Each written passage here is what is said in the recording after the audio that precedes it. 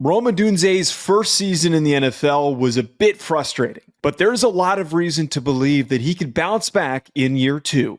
Today, we break down what he needs to build off of in order to make that leap. Rome Odunze could have been a very impactful rookie, but things were all over the place for the Bears in 2024. Odunze needs to make improvements. There were a lot of sloppy plays, but there were a number of flashes and there were some great highlights, which we're going to show today. But what do you overall want to see from Odunze in order for him to actually live up to that expectation and that hope of being an early first-round pick? I mean, more efficiency is the biggest thing for me, right? Like it felt like the production he had last year was a little bit up and down as far as there were some highlight plays and there were a lot of just kind of mental lapses and negatives throughout his film. Year two with Caleb Williams, year one with Ben Johnson now calling the offense. More weapons around him should take a little bit of emphasis away from him. I just want to see him become a more efficient overall player from a process perspective and from a technical perspective in 2025. Right. There were plays which we're going to highlight today in our film breakdown that show, hey, this is a guy who's got really great hands, great concentration, great body control like we saw when he was at Washington. But the problem was there were routine plays that he's dropping balls. His route running was not as refined as you're talking about as it could be. There are things he certainly needs to improve upon, which we see guys make that leap from year one to year two all the time. But in the same circumstance, plenty of these guys tend to falter. They tend to struggle if they do not lock in and make those adjustments. Let's take a look at the three plays that we thought highlighted what worked well for him this past year. Here, Odunze is on a corner route, Joe. And the thing I love about this is that we know that he has a bigger frame at 6'3", 205 plus pounds, but the awareness to where he is in the back of the end zone and the body control to work above the rim and to go toward his body back to the line of scrimmage and ultimately come down for this play, that's where you want to see Rome Odunze really kind of have a bigger emphasis in 2025, the ability to out-leverage defensive backs with his pure size and athleticism.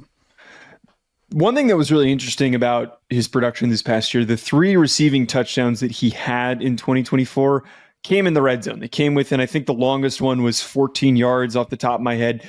There's a really strong opportunity for him to be that primary red zone target, to be able to take advantage of the frame that you just mentioned that he had. When he was at Washington, he had a really big catch radius that shined in contested situations, and it's shining here. There's a very tight window here at the catch point. This could easily be disrupted by the defensive back that's covering him, but he's able to maintain concentration. He's able to hold the ball in, but most importantly, while he's trying to focus on catching the damn ball, look what he has to do with his feet in order to stay in bounds with both feet and to come down with this thing.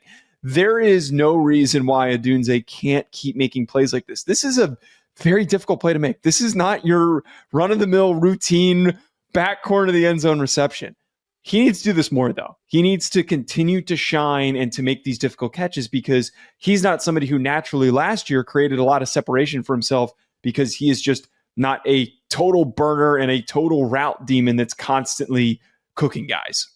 Well, it's huge for the connection that he has with Caleb Williams as well, because this is by all default a contested catch, right? Like you're in traffic, you have to elevate for the football. And the fact that he comes down with this type of play is a big confidence boost between him and his quarterback. And the more he makes, the more trust is going to be earned. Well, here Odunze is on a slot fade, and we see this defensive back actually does a pretty nice job staying on top of him and not allowing him to create separation down the field. So what does that mean? On a slot fade now, it needs to convert to a back shoulder play.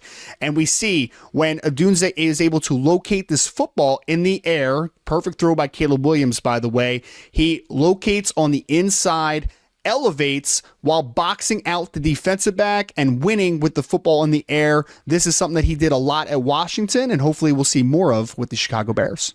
The thing that I'm going to keep hammering home here, this upcoming year, bringing in Luther Burden, bringing in Colston Loveland, already having DJ Moore, you have all these weapons, but none of them have the skill set of Rome Odunze. Odunze has to be the contested catch guy. He needs to be. He showed us he was capable of doing that when he was at Washington. There were a lot of inconsistencies, and we're not going to sit here and pull the tape of the drop balls that he had that were frustrating and just the lack of timing between him and Caleb Williams. We want to focus on the positives. he's showing us on film right now that he can do these things. This is a really good understanding by Caleb Williams to see that, as you talked about, where he can win, that Caleb Williams decides, hey, I'm going to put this on towards the sideline so that you can adjust your body, go up, grab the football, and come down with it. Not a lot of receivers are going to be able to make this play. It's not like it's a crazy difficult one, but the little things are where receivers like Odunze could end up thriving and where he could end up going from a 700-yard receiver into a 1,000-yard receiver in 2025. I'm hoping that we see more of this with Ben Johnson calling plays in 2025. You see, moving across the formation, the ability to find a mismatch here from Odunze, and on the fade, he's actually able to win vertically this time. We just saw him have to convert to a back shoulder because of his momentum being stalled up the field. This time, he's able to stack and get on top of this defensive back, shows the concentration and the body control to win over the shoulder down the sideline. So with this interaction that's happening at the beginning of the play where he is able to start to separate, but he ends up getting caught up too. But the concentration is where he ends up winning. Very tight coverage rep. He's going to end up in a lot of these situations. He ended up in a lot of these situations last year because, again, he's not a 4-3 burner. He's not a guy, a 4-4 burner that's just going to constantly separate from every dude that he's going up against. But where he needs to be, I'm going to just keep hammering this home, he needs to win on the sideline. He needs to win on these concentration-based reps where the pressure is on him. Everybody expects him to make the play. The sideline is right next to him, and he needs to understand where he is on the field and just to snag it, come down with the football, move the chains, huge chunk play that keeps things rolling. There are so many chances for him to be a big play weapon alongside all of these other guys, and he can use these one-on-one matchups to continue to make even bigger plays. This needs to be a routine situation for him every single week. And whether he lines up on the outside before the play begins, whether he motions to it, or whether he runs a slot fade, this is a kid that needs to win outside the numbers, to your point. He's 6'3". That's a natural advantage he has over many defensive backs he's going to face in the NFL. Folks, comment below, how many yards do you think that Rome Odunze is going to have in 2025? Hit that like button and subscribe. We'll talk to you later.